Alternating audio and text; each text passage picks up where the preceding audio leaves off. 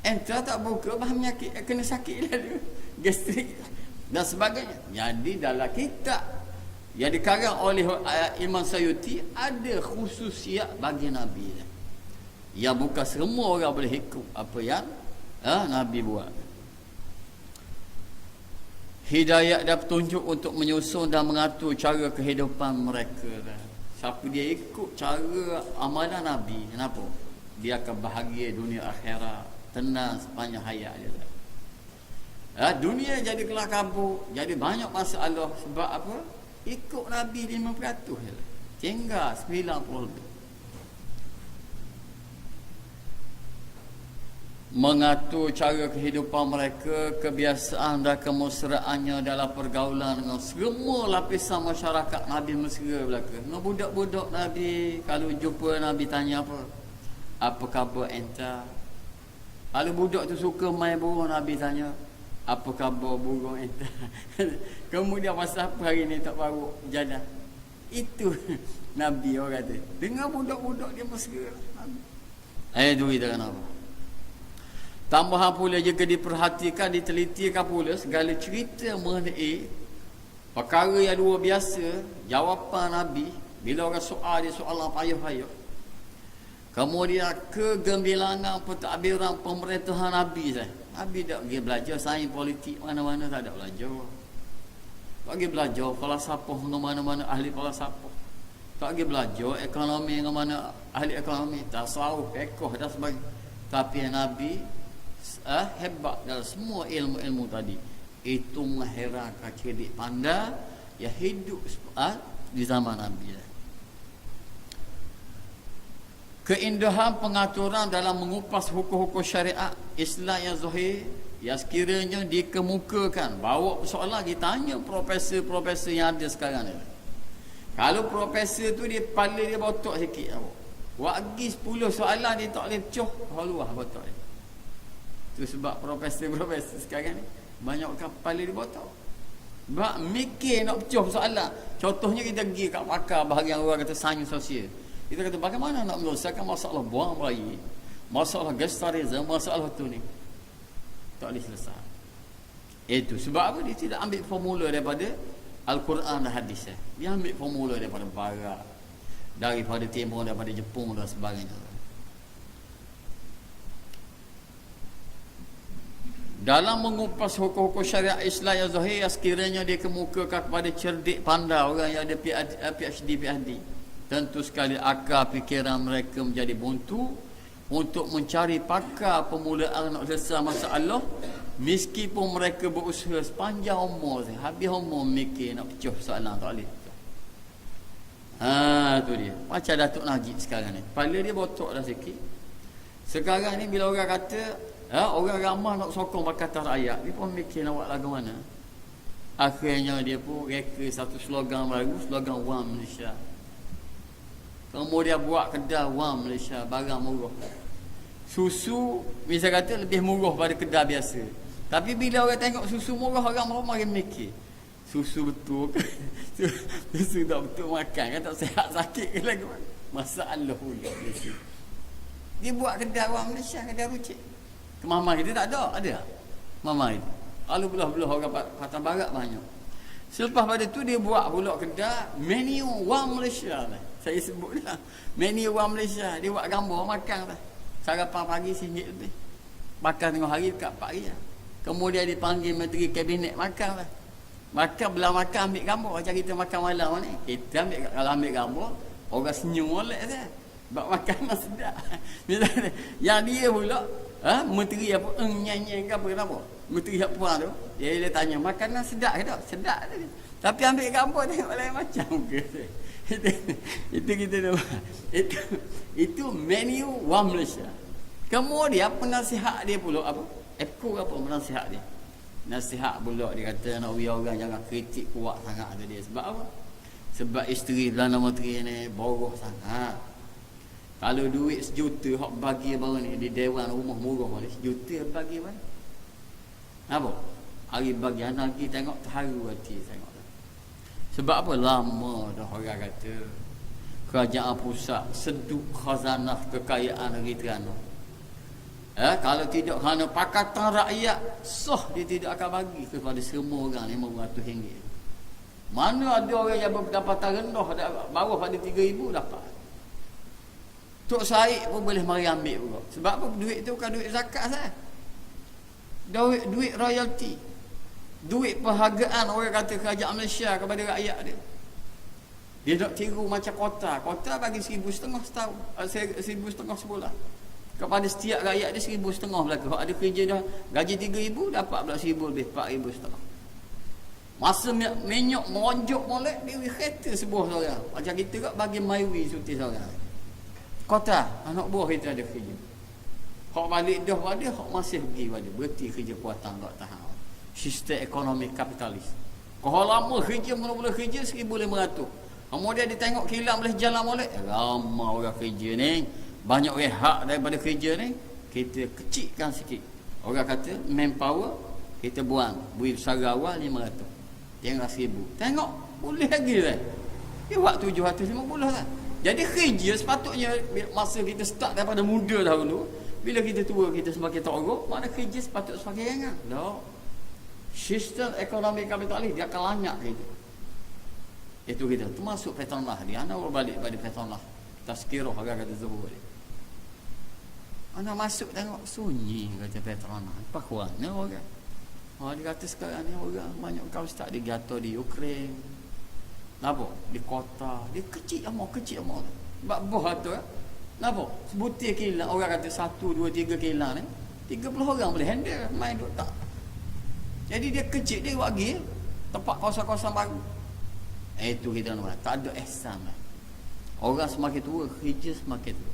Tak boleh buat gitu. Yang mana Sayyidina Umar dalam zaman kegemilangan pemerintahan dia, apa? Dia buat apa? Bila ada orang kafir, masa dia segar dahulu dia muda, dia bayar cukai kepala kepada kerajaan Islam. Dia bawa pemerintahan Sayyidina Umar. Kemudian apabila dia tua, dia tak urut, kenapa? Dia tak boleh bayar dah cukai kepala jizyah kepada kerajaan Islam. Dan dia nak makan pun tak ada, dia pergi minta sedekah piala. Allah, bila Sayyidina Umar lalu jumpa. Bukan dia ni pernah bayar jizyah pada kita dulu. Betul.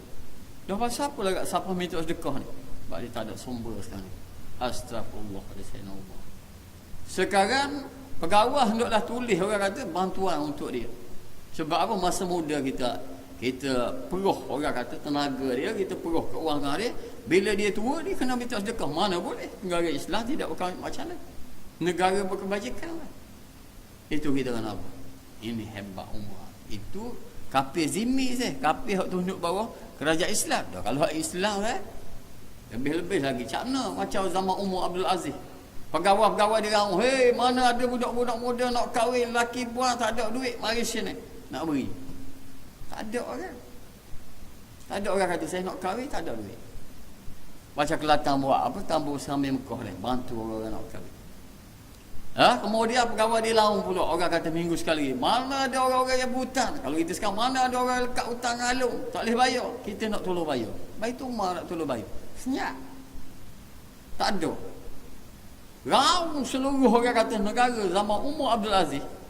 Nak Baitummal nak bagi duit, nak bagi rumah apa semua. Tak ada orang nak. Orang kaya berarti. Berkat je zaman pemerintahan Umar Abdul Aziz, berkat pemerintahan dia, apa berlaku saya? Bukan manusia je baik. Apa? Bahkan serigala boleh duduk ke kambing. Serigala duduk ke kambing, serigala duduk kacau kambing. Dan orang cakap kedai kopi, orang cakap apa? Lalu sekarang orang cakap apa dia kena bunuh, apa dia kena rakak, ngedo dadah, apa? Siapa dia kena samu, macam baru ni kat Kapu, dekat Surau Kapu Jaya. Dina Flow, nama kedai apa? Kedai produk halal, macam halal maaf kalau belinya ada. Ustaz Saipul tengah mengajar. Kemudian mari 2-3 orang budak muda masuk dalam kedai. Kamu nak beli beras, orang tu pun akak beras. Bila akak beras, beg dia duduk orang kata berayu-rayu, dia terik beg. Tokek kedai. Terik orang lari masuk dah kereta. Tokek kedai semangat kuat. Masuk kata. Dok gabra terus kejak. Lopak atas bonet dia. Kenapa? Dia pun perih minyak baru lagi. Rugi berapa saya rugi? Kena sama 8,000. Tengah orang ngajar pukul 8. Lalu kita pesan di Surah Kapujaya. Kalau masa kita semayang, mesti ada satu golongan semayang gelombang yang kedua. Semayang gelombang kedua. Sebab apa? Biasa berlaku Allahu Akbar. Ayah semayang, anak orang kecil. Cik lagi badan ni duduk tengok ke motor. Mari pokok curi motor, start depan anak dia buat lagi. Dah tangga seorang pun kena curi lah. Itu kita nampak. Jadi apa yang jadi hak seorang tu pula yang paling sedih lagi. Motor dia hari pertama kali dia beli nak rasmi pergi majlis ilmu. Yang ustaz pula dia mengajar, dia kata majlis ilmu adalah majlis yang berkat. Majlis yang turun sakinah. Yang diliputi oleh rahmat Allah, dipayung oleh malaikat. Dan Allah Ta'ala sebut nama pelajar-pelajar seorang-seorang ni di sisi malaikat muqarrabin. Tiba-tiba saya baru pertama kali kita dengar motor baru beli nak curi. Itu. Jadi itu satu apa? Satu tamparan jugalah. Jadi sebab itulah kita ada dua hukum tu. Satu hukum syarak, dan satu lagi orang kata hakikat. Zahir dengan hakikat. Jadi dari segi syariat ni orang kata sehingga ke Masjidil Haram dari Mekah lagi. Kita kira tempat bagus lah orang kata. Tempat orang khusyuk belakang malaikat ramah. Tapi kawalan ni berapa punya kuat tu. Kawalan masjid ni hak dekat Kaabah saja lah. Polis saja tu dah. Bapak-bapak seberang saja. Hak duduk. Sebab tu bila dia semayang, tak ada spekar sini agak alih dia duduk. Agak alih dia duduk semayang. Sebab apa? Cobaan merampas kuasa kerek dah berlaku dah. Sebab tu kalau polis rasa tak sedap, dia kata dia cek dia, kalau puan dia cek. Takut orang masuk barang-barang. Itu kena Allah. Sebab kalau kita pergi Mekah nampak. Kalau kita duduk dekat atas, kita nampak supaya macam kotak beralung itu. Orang usulkan dia, kadang-kadang 7 kerana 4 kerana. Ada semua orang mati. Tak apalah orang mati. Tapi satu tahun tu luar biasa sikit. Banyak kan dia masuk kat 40-50 lah. Kan dia apa pula orang mati. Apa ramah. Rupa-rupanya cobaan rapasan kuasa lah.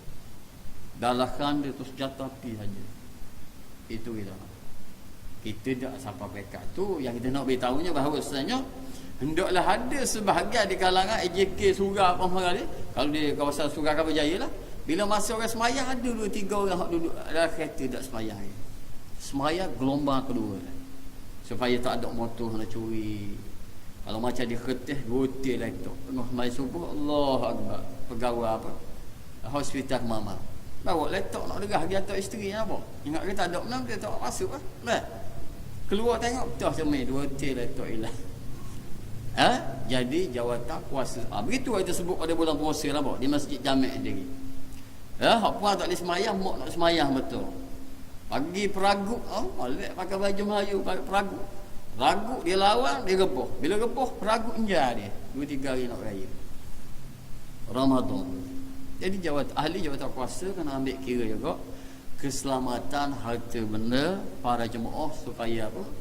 Supaya jemaah pergi tu dalam keadaan orang kata selamat harta benda dia.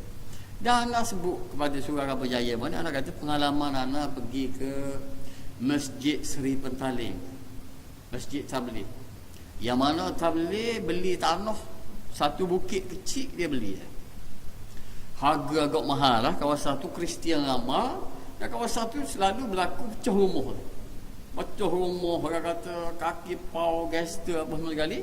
Tapi berkat bila ada masjid yang jemaah mari tak putus-putus semua, ribu-ribu kerajaan pernah cuba orang kata nak rapah masjid tu. Tapi jawatan kuasa masjid kata rapah. Cuba kita tengok dia rapah 3 bulan lagi dia beri balik. Sebab apa? Nak bayar apa? Nak belah-belah ribu biar IAP lah. Orang mari daripada seluruh dunia. Jadi Cina situ, bukan Islam situ, bila jemaah ramai mari, setiap kali ada kuliah apa semua sekali, orang-orang jaga apa? Kayu hanya mana sedepa jaga, besar kayu. Jadi kaki pau gesta, kaki pecah rumah tak berani dah kaca. Jadi rumah jadi amal. Jadi orang suka pada rumah.